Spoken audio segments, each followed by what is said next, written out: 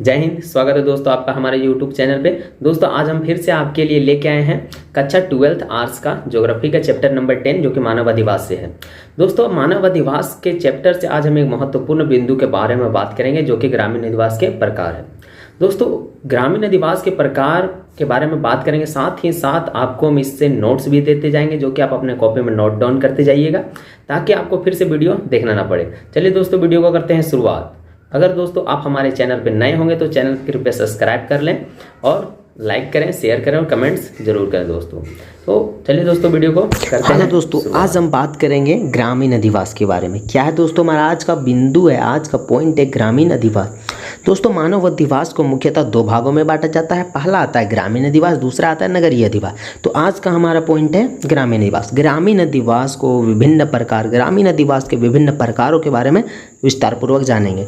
तथा दोस्तों आप जो भी हम नोट्स यहाँ पर स्क्रीन पर दिखा रहे हैं उसको आप नोट डाउन करते जाइएगा तथा उसको एक बार जरूर पढ़िएगा ताकि आपको पूरा समझ में आ जाए।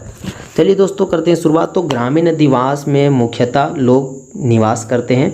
तो कौन निवास करते हैं ग्रामीण अधिवास में? मुख्यतः किसान वर्ग के निवास करते हैं, अर्थात प्राथमिक जितने भी प्राथमिक कार्य से जुड़े हुए लोग रहते हैं वो हमारे ग्राम में निवास करते हैं। तो इसमें कौन कौन आते हैं? जैसे कि कृषि कार्य से जुड़े हैं, पशुचारण से जुड़े हैं, मत्स्य से जुड़े हैं, ये सारे प्राथमिक कार्यों में आते हैं। आखेट एवं संग्रहण से जुड़े हैं, ये सब लोग ग्रामीण अधिवास में निवास करते हैं। तो ग्रामीण अधिवास के प्रकार के बारे में जानेंगे। तो आज का हमारा पहला बिंदु है कि अस्थायित्व के आधार पर ग्रामीण अधिवास को मुख्यतः दो भागों में बांटा जाता है। कितने में दोस्तों? मुख्यतः दो भागों में बांटा जाता है। तो पहला है अस्थायी ग्रामीण अधिवास, दूसरा है अस्थायी ग्रामीण अधिवास। तो देखते हैं दोस्तों कि अस्थायी ग्रामीण अधिवास क्या है। तो अस्थायी ग्रामीण अधिवास ये अल्प समय के लिए बनाए जाते हैं। ये अल्प समय के लिए बनाए जाते हैं। ये प्रमुख पशु चालकों द्वारा बनाए जाते हैं। पशु चालकों के अतिरिक्त कुछ व्यापारियों द्वारा बनाए जाते हैं। जैसे कि दोस्तों कुछ पशु चारक, जैसे कि जो होते हैं चारवाहे, आए अपने पशुओं को चराएं, कुछ दिन तक एक जगह अपनी झोपड़ियों को बनाए रहें, फिर चले गए। व्यापारियों का सब वही कंडीशन, आए अपना व्यापार के उद्देश्य से रहें, फिर वापस वो चले गए। तो ये होता है अस्थायी, आए चले गए।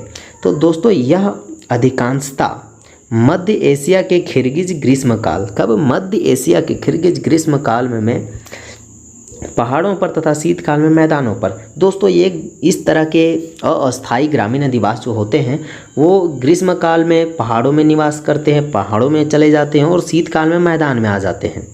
इसे अस्थायी कहते हैं, जो कि अपना स्थान परिवर्तन करते रहते हैं सिंपल तौर पर। अगला है हमारा अस्थायी अधिवास।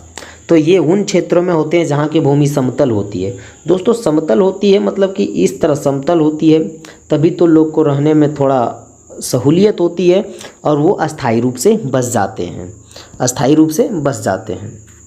और दोस्तों वहाँ की भूमि उपजाऊ होनी चाहिए ताकि लोग वहाँ पे निवास करें, ताकि वो ग्रामीण अधिवास अर्थात कि कृषि से जुड़े हैं। तो कृषि करेंगे तो भूमि में करेंगे, भूमि उपजाऊ रहेगा तभी तो कृषि करेंगे दोस्त।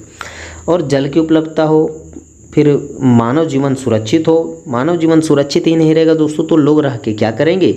और वहाँ आकर्षण के लिए कोई तथ्य हो, मतलब कि मनुष्य को आकर्षण करने के लिए उसमें कुछ गुण होने ही चाहिए। और आवागमन के लिए अर्थात यातायात के लिए साधन हो, संपर्क स्थापित करने के लिए साधन हो और मार्ग तो रहना ही चाहिए दोस्तों, फिर जाएगा कैसे आदमी।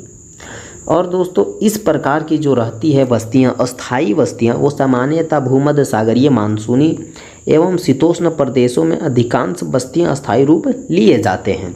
तो अगला पॉइंट है हमारा दूसरा कि आकृति एवं प्रतिरूप के आधार पर। तो आकृति एवं प्रतिरूप के आधार पर ग्रामीण अधिवास को दो भागों में बांटा जाता है। कितने भागों में दोस्तों? दो भागों में बांटा जाता है। तो कौन कौन भागों में बांटा जाता है? तो इसमें पहला आता है सन्हत। क्या आता है? सन्हत अधिवास, सन्हत ग्रामीण अधिवास, सन्हत ग्रामीण अधिवास। तो दोस्तों यह ग्रामीण अधिवास होते हैं वो मकान एक दूसरे के पास पास, क्या होते हैं दोस्तों? एक दूसरे के पास पास होते हैं।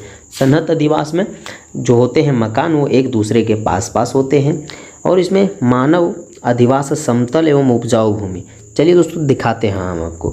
समतल भूमि अर्थात कि यह भूमि है और समतल है तभी तो लोग घर पास पास बना सकते हैं, ऐसे घर पास पास बना सकते हैं अगर भूमि समतल हो तब। और दूसरा है प्रकीर्ण अधिवास। क्या है? प्रकीर्ण ग्रामीण अधिवास। इस प्रकार के ग्रामीण अधिवास में दूर दूर होते हैं दोस्तों, और ये पठारी भागों में बसे होते हैं। पठारी अर्थात कि दोस्तों ऐसे है, ज़मीन ही ऐसे है अगर, तो लोग कैसे निवास कर पाएंगे। इसका जो मकान होगा वो सटा सटा तो होगा नहीं, दूर दूर थोड़ा होगा, क्योंकि बीच में कुछ पत्थर आ गए, कुछ पठार आ गए, पहाड़ आ गए, तो ये इनका जो प्रकीर्ण बस्ती होती है, इनका जो मकान होता है वो दूर दूर होता है, और सनहत का पास पास होता है, सनहत का पास पास होता है, और प्रकीर्ण का दूर दूर बस्तियाँ ग्राम मतलब कि घर होते हैं।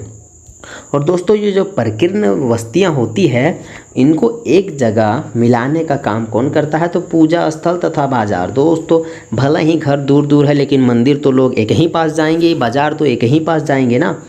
और इसके साथ है हमारा तीसरा पॉइंट है कि पारस्परिक दूरी के आधार पर, कितने दोस्तों, दूरी के आधार पर दोस्तों डॉक्टर एस डी कौशिक ने अपनी पुस्तक मानव भूगोल में मानवीय अधिवास को मकानों की पारस्परिक दूरी के आधार पर 4 भागों में बांटा है। दोस्तों कितने भागों में बांटा है, तो 4 भागों में बांटा है। कौन कौन है, तो पहला है प्रकीर्ण या एकाकी बस्ती, सघन या एकत्रित बस्ती, संयुक्त बस्ती और अपखंडित बस्ती।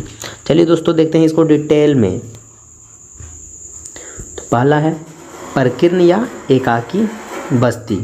प्रकीर्ण इस प्रकार की बस्तियां के जो घर होते हैं वो अलग अलग होते हैं, जैसा कि हमने प्रकीर्ण में देखा, वहाँ भी सेम कंडीशन है, लेकिन इसमें कुछ अलग है। इसमें जो घर होते हैं अलग, एक घर यहाँ हो गया, एक घर यहाँ, एक घर यहाँ, ऐसे अलग अलग होते हैं। और विश्व के सर्वाधिक विकसित राष्ट्र, जो कि जितने भी विश्व के सर्वाधिक विकसित राष्ट्र हैं, जैसे कि संयुक्त राज्य अमेरिका, कनाडा आदि के जो कृषि क्षेत्र हैं, उसमें ऐसी बस्तियां फैली है।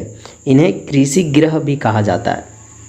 देखिए दोस्तों, कृषि गृह इसलिए कहा जाता है कि ये ज़मीन है, यहाँ पे घर बनाया है, यहाँ पे वो अपना कृषि के लिए कुछ भूमि रखा है, फिर यहाँ घर बनाया, फिर यहाँ कृषि के लिए ज़मीन रखा, फिर घर बनाया, ऐसे करके रखा, इसलिए उसको कृषि गृह भी कहा जाता है। क्या कहा जाता है, कृषि गृह भी कहा जाता है, और इसको वास गृह भी कहा जाता है।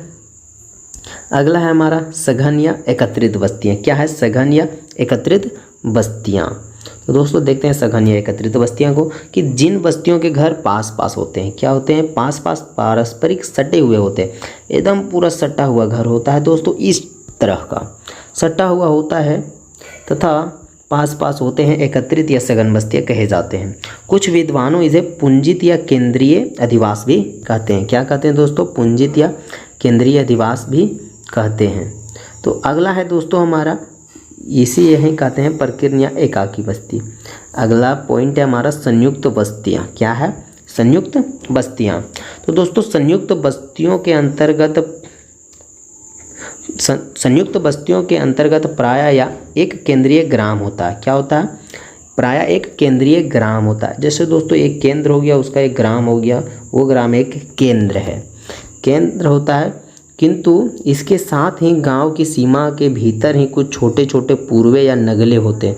दोस्तों पूर्वे या नगले का अर्थात होता है कुछ लोग जो झोपड़ियाँ बना के रहते हैं, झोपड़ियाँ बना के एक यहाँ झोपड़ी बना के समूह रह रहा है, एक बिरादरी का एक यहाँ रह रहा, और इसमें एक ही जात और बिरादरी का रहता है, एक जात का लोग यहाँ झोपड़ी बना के रह रहा है, इसे पूर्वे या नगले कहते हैं। जिसको अगला पॉइंट हमारा यही है, हम अगले में देखेंगे।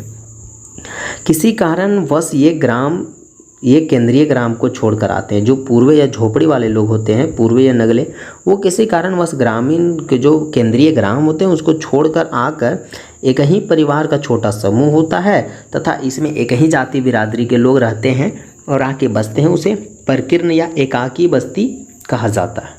तो अगला पॉइंट है हमारा कि अपखंडित बस्तियाँ। क्या है, अपखंडित बस्तियाँ।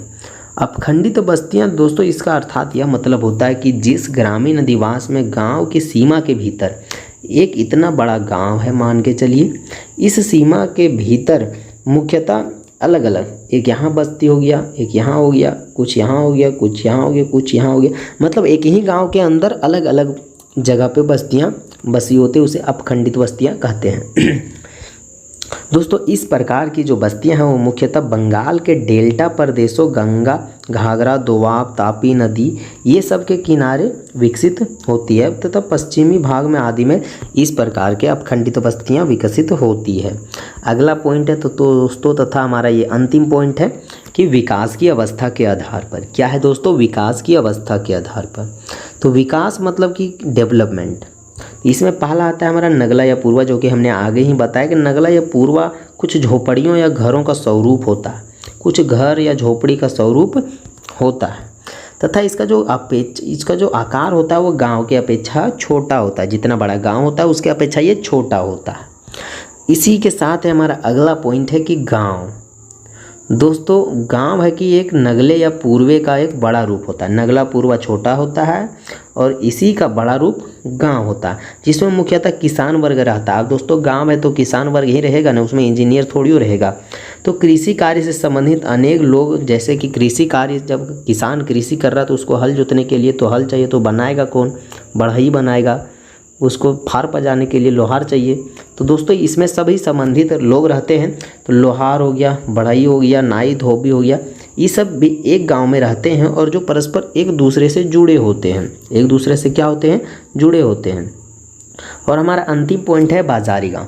दोस्तों एक गांव हो गया, एक ग्राम हो गया, उसमें आवश्यकता के अनुसार आवश्यक परिस्थिति के उपलब्ध होने पर गांव विकसित होता हुआ बाजारी का परिणित हो जाता है, बाजारी गांव में परिणित हो जाता है। दोस्तों एक गांव है, उसमें सभी प्रकार की फैसिलिटीज उपलब्ध होने पर, दुकान उपलब्ध होने पर वो एक बाज़ार लगने लगता है। वहाँ एक हफ्ता में आवश्यकता अनुसार एक हफ्ता में एक बाज़ार लगाई जाती है, एक हफ्ता में एक बाज़ार लगाई जाती है, जिसे वीकली मार्केट कहते हैं।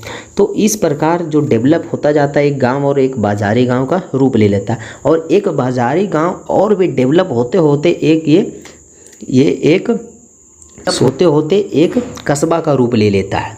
तो दोस्तों आज हम देखें मानव अधिवास के पहला पॉइंट ग्रामीण अधिवास के प्रकार। अगले वीडियो में देखेंगे दोस्तों हम ग्रामीण अधिवास के प्रतिरूप। क्या देखेंगे दोस्तों? प्रतिरूप। ये था हमारा पार्ट 1। पार्ट 2 जरूर देखिएगा दोस्तों। अभी आपको पूरा चैप्टर को हम डिफाइन करके बताएंगे तथा हम जो भी नोट्स यहाँ पर बताएं आप उसको अपना कॉपी में नोट डाउन कर लें और एक बार जरूर पढ़ें दोस्तों। अगर वीडियो अच्छा लगा तो दोस्तों लाइक कीजिएगा, हमारे चैनल को सब्सक्राइब कीजिएगा, कमेंट्स कीजिएगा, अपने दोस्तों के साथ शेयर जरूर कीजिएगा दोस्तों। मिलते हैं अगले वीडियो में।